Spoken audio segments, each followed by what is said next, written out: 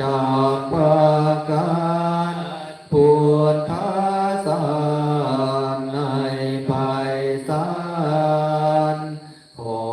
พระพิบาลยินนา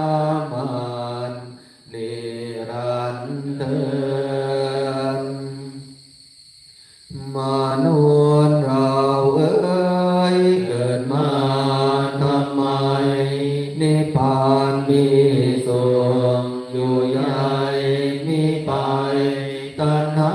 หน่วงนางหน่วงช้างหน่วงไว้ฉันไปมิได้